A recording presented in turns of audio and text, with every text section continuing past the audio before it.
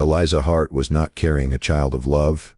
She was carrying the proof of her father's madness. Jeremiah Hart believed the whispers of a desert prophet.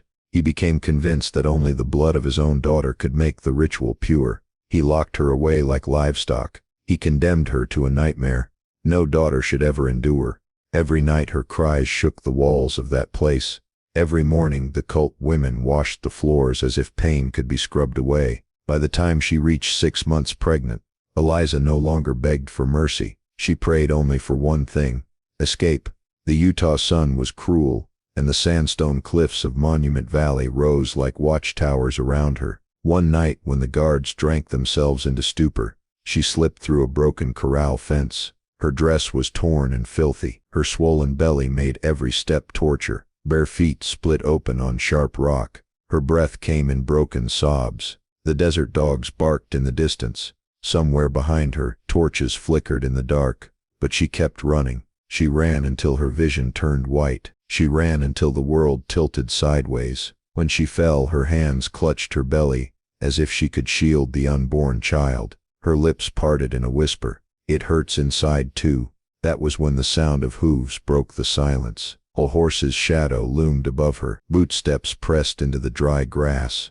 Thomas Rourke was a rancher who had lived 53 years with more ghosts than friends. He had buried his wife a decade ago, and since then spoke more to the land than to people. But nothing in all those years had prepared him for what he saw that day. A young woman lay collapsed by his fence. Blood stained her thighs. Her hair clung to her tear-soaked face. Her eyes struggled to stay open, but the pain dragged her down. Tom dropped to one knee. His weathered hands brushed aside the torn fabric to find the source of her wound, and he froze. On the curve of her belly, a symbol was carved deep into the skin. It was the mark of a knife, the work of someone who believed in madness more than God. The girl groaned again. Her words were broken, but they stabbed deeper than any bullet. "It hurts inside too." Tom gathered her into his arms. The desert wind carried only silence, but silence in the West was never to be trusted. Somewhere out there, a father was hunting for his daughter, and when that father came here, how far would he go to take her back? Tom carried Eliza into his cabin. The old boards creaked under his boots as he laid her on the only bed he had. She was pale, lips dry, and breathing shallow. For a moment, he thought he might lose her right there. He fetched a bowl of water, cleaned the dirt from her wounds, and wrapped her belly with strips of cloth. The mark on her skin made his stomach twist. He had branded cattle in his time, but never had he seen a man do that to his own child. Tom froze. He knew that name. Everyone in those parts knew it. Jeremiah had been a respected ranch owner once, before he fell under the sway of a preacher who claimed to hear God in the desert wind. Tom shook his head. He could not believe a man would do such things to his own blood. But Eliza's voice was steady. He said, "My child would be born pure because it is both his seed and his blood." He said the ritual would bring rain back to the valley. Tears streaked her face as she forced a bitter laugh. Rain. He gave up his soul for a storm that never came. Tom sat back in his chair watching the firelight flicker across her face. This was no ordinary runaway. This was a girl hunted by her own father and carrying a child cursed by madness. Yet in her eyes he saw something worth fighting for. A spark, a reason to stand tall again after years of silence. Eliza closed her eyes, but her hands still clung to his like she feared the night would swallow her. The cabin grew quiet. The only sound was the crackle of firewood. Tom knew the silence would not last, and if Jeremiah truly believed the ritual needed her, then it was only a matter of time before someone came knocking at his door. And when that knock came, would he be ready to stand against it? The night outside was quiet. Too quiet. Tom sat by the fire, his rifle leaning against the wall, his mind turning over the words Eliza had spoken. Her father was a man he once shook hands with at the cattle market. A man who used to laugh loud and drink harder. Now that same man was hunting his own daughter like she was livestock. Tom clenched his jaw. The world had changed, or maybe it had only revealed its uglier side. The wind picked up, carrying with it the sound of a horse. Tom rose, instinct sharp. He eased the door open and saw a lone rider approaching the ranch. The figure dismounted, walked with purpose, and stopped just short of the porch. The man's eyes glinted in the moonlight. Cold, hungry, patient, Tom stepped out, rifle in hand, barrel steady as stone. The stranger called out in a low voice, "She belongs to us. Hand her over and no blood has to be spilled." Tom's grip tightened.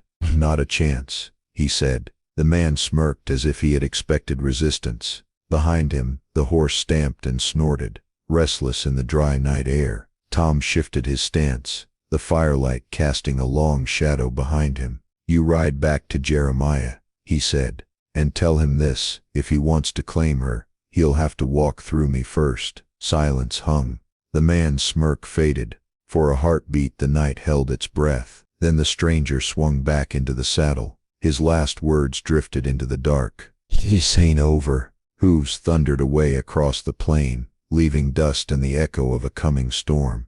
Inside the cabin, Eliza clutched her belly, face pale. She knew what Tom felt in his bones. This was only the beginning. They would come again. Next time they would not come alone. If this story pulls at you, if you want to see what happens when a father's belief turns to violence and one woman dares to fight for her child, make sure you hit subscribe now. Don't miss the next part. The fight is only getting harder. The following days were a quiet war. Tom and Eliza kept to a rhythm: water, food, rest, watch. He fixed the cabin door, stacked extra wood, and kept his rifle where his hands could find it blind. She slept when she could, sometimes vomiting with the sun at her back, sometimes talking in her dreams. When awake, she traced the scar on her belly with a trembling finger, as if mapping the line between terror and survival. People asked questions in town: neighbors, a butcher, a woman who sold thread and ribbon. Tom deflected them with a shake of his head. "Just a found thing," he'd say. "No trouble. The fewer stories in the wind, the better." But the wind keeps its own secrets, and the desert keeps its patience. Weeks passed. Eliza grew stronger in small measures. She learned where Tom kept spare blankets, how he liked his coffee, which path behind the barn was safest to fetch water. With each small duty she could manage, her hands grew steadier, her breaths less ragged. They planted a small patch of vegetables behind the shed, 2 rows of beans, a lean patch of carrots. Eliza moved slowly among the dirt, her belly heavy beneath the sun. She hummed an old lullaby once, a thread of a memory from before the cult, before the knives and the whispered promises of rain. Tom watched her from the porch sometimes, hat tipped low. His world had been small for years, defined by seasons and fences. Eliza's presence reopened corners he had closed. He found himself listening for her voice like a man listening for rain. But peace was a fragile thing. The valley is wide, and rumor travels faster than a stirring storm. One evening, just as dusk bled into night, a rider came into town, and news followed on his heels. Jeremiah Hart had been seen at the edge of a neighboring ranch, asking men for volunteers. He was gathering a group to bring his daughter back, by any means. Tom's jaw tightened. He moved with the economy of someone who'd been at a fence line when a storm rolled in. Quick, methodical, weary. "Tom," Eliza said softly, "you don't have to face this for my sake." Tom looked at her, the lamplight painting lines on his face. "Eliza," he began, then stopped.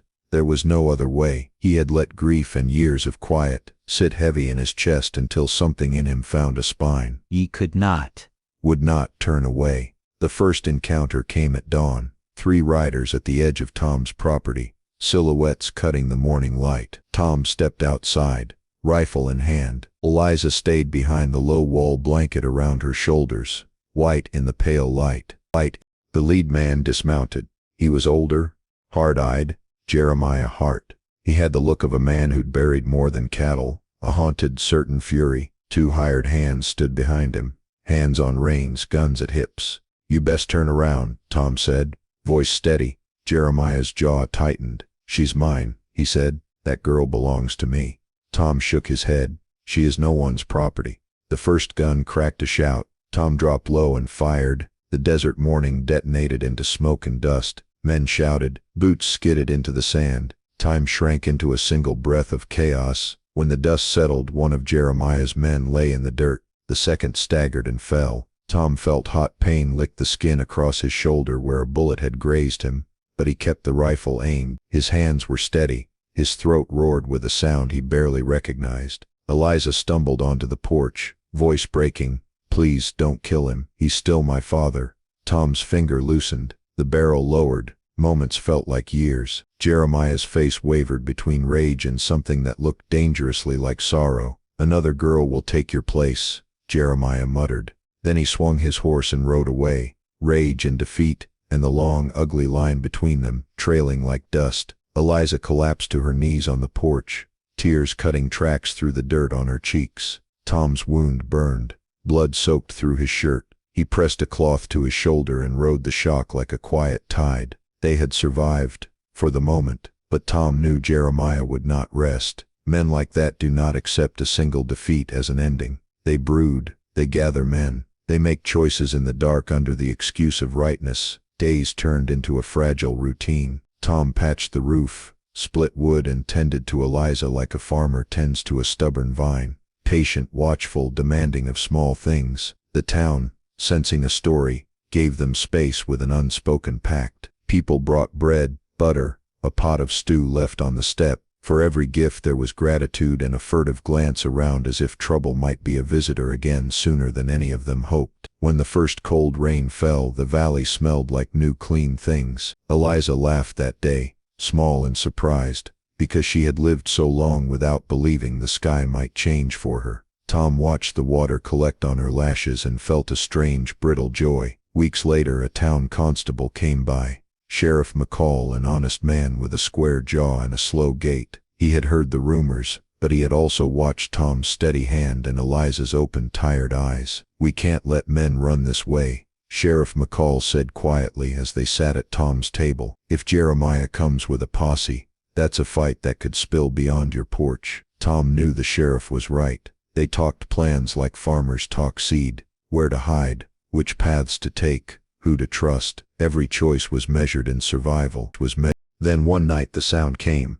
The low, steady rhythm of hooves under the moon. This time it was not a single rider. It was a line across the horizon. Men came like a shadow. Jeremiah had returned with more than his pride. He had men who believed in his words and men who believed the ritual mattered more than any life. Tom stood on the porch, rifle in hand. Eliza stood behind him, the blanket tighter around her shoulders. The men crested the rise, silhouettes against a dark purple sky. Jeremiah dismounted slowly. Up close, his face was a map of old grief and new fanaticism. "You've sheltered my blood," he said. "You've chosen trouble for yourselves.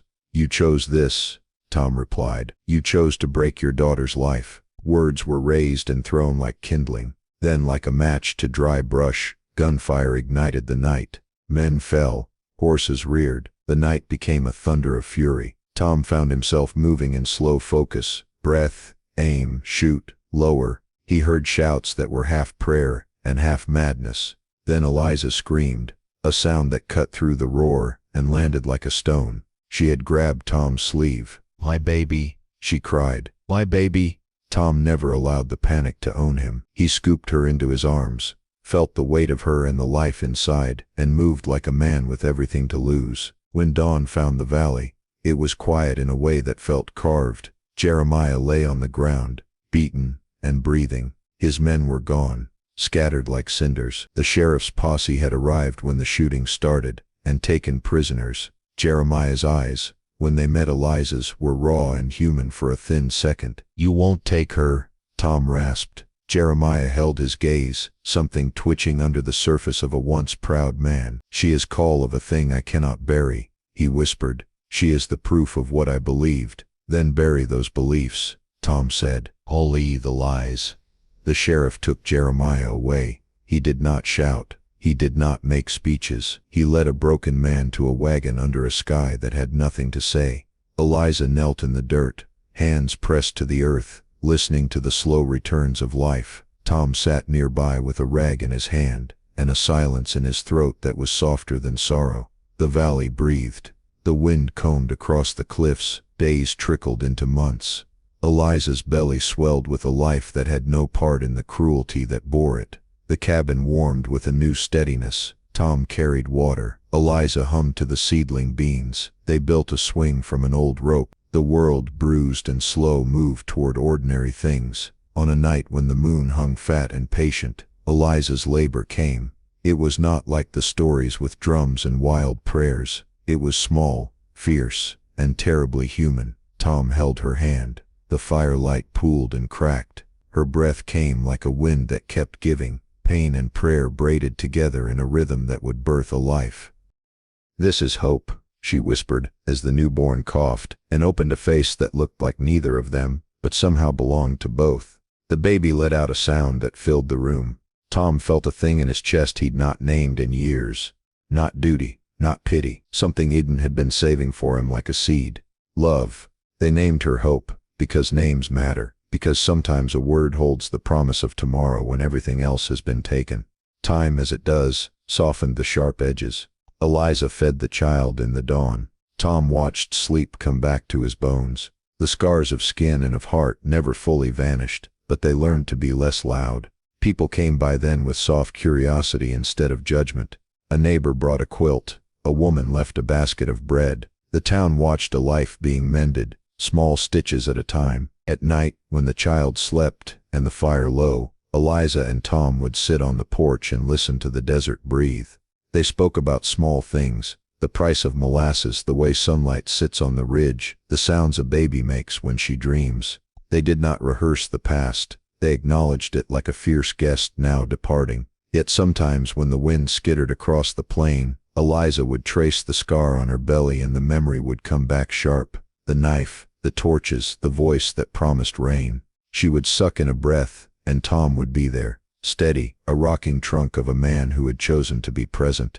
One evening, as they watched the sun fold into the cliffs, a child on Tom's knee, Eliza asked quietly, "Do you ever think he might come back?" Tom looked at the line of horizon, thought of the man who had once been a neighbor, a man who had believed madness louder than mercy. "A man like him," Tom said, "is both small and dangerous. He may wander back, but he cannot undo what we've chosen." Eliza rested her head on his shoulder and watched the ridgeline go from orange to bruised purple. "We have hope," she said simply, "and that is enough. If this story reached you, if the crack in a human heart opened a path to something softer, take a moment, like this video, subscribe to follow Eliza's journey and others like it. Drop a comment below, tell us what you would have done in that doorway if you had Tom's hands and Eliza's fear. Your voice matters. Years later, when hope was old enough to run the clear path between the house and the well, people would sometimes ask Eliza how she could smile after what she had been through. She would take the little girl's hand, feel the calluses on Tom's palm and say, "I have been broken, yes, but I am not finished. Even the desert holds water if you know where to dig." The choices we make are the stories we live by. Eliza chose to run. Tom chose to stay. A town chose to look away, and then finally, to look back. What we call courage is often simple, refusing to let cruelty be the last word. When the wind blows over Monument Valley now, you can still hear the bones of the cliffs creak, but under that sound there is another. The laugh of a child, the quiet creak of a porch swing, the soft rhythm of two people who found a way to keep living. Eliza's story does not end with perfect justice. Men like Jeremiah leave traces. Their shadows pass along ridges, and sometimes they leave footprints. But the small things, the rocking of a cradle, the place where a woman tucks a quilt around a sleeping child, are the anchors. If this tale moved you, remember, life can mend. Love can reappear where it was thought impossible.